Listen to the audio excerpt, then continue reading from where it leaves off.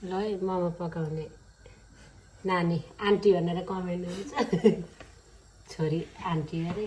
म चाहिँ बुइनी है सबैको यो चाहिँ आन्टी है सबले आन्टी नै भन्नु ल गाइसहरू यहाँ आज मोमो पाक्दैछ हाम्रोमा चाहिँ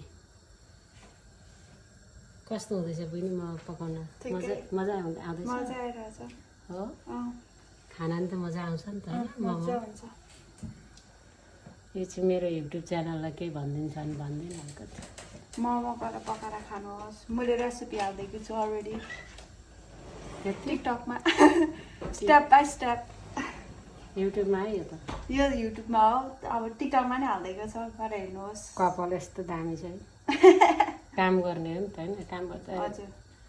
चडक्क परेर बनेर गर्नु पर्दैन नि त जस्तै यहाँ घरमा त चल्छ नि त होइन गाइस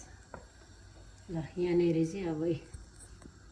यसरी बन्दैछ यहाँनिर हेर्नुहोस् है सबैजनालाई यहाँ छोरीले बनाइरहेको छु क्यामेरा विन्डो पाएर खिच्दैछु म कस्तो हुन्छ थाहा छैन मलाई यहाँ चडाक चुडुक यो सबै मोमोको है यो चाहिँ चाउमिनको लागि अहिले बनाउने चाउमिन यो चाहिँ मोमोको लागि होइन यो त मोमो हो नि त रेडी भइसक्यो यहाँ बनाउँदैछ होइन अब अरू कुरो सबै ठिकठाक छ अब युट्युबमा हेर्नु है भिडियो आजको चाहिँ नि साथी हो आज हामी मोमो बनाएर खाने तयारी गर्दैछौँ होइन यहाँ रेडी भइसक्यो यता त्यो चाउमिन पकाउन राखेको अलिकति प्याज र धनियाँ चाहिँ यता नानीले यहाँ मोमो बनाउँदैछन्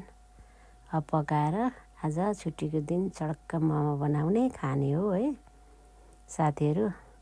कस्तो भयो मेरो मोमो हेरिदिनु होला है कमेन्ट पनि यसो गरिदिनु होला यसरी बनाएर खाँदैछौँ हामी चाहिँ अब अरू के गर्ने छुट्टीको दिन बनाउने खाने होइन सरसफाइ यताउता यस्तै हो जिन्दगी चलेको छ जिन्दगी जे भए पनि